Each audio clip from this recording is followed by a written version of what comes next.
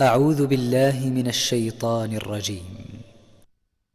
قل أنبئكم بخير من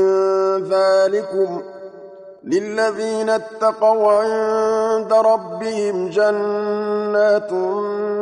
تجري من تحتها الأنهار خالدين فيها وأزواج مطهرة ورضوان من الله والله بصير بالعباد الذين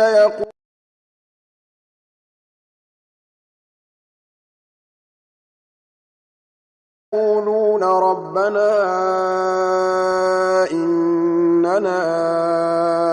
آمنا فاغفر لنا ذنوبنا وقنا عذاب النار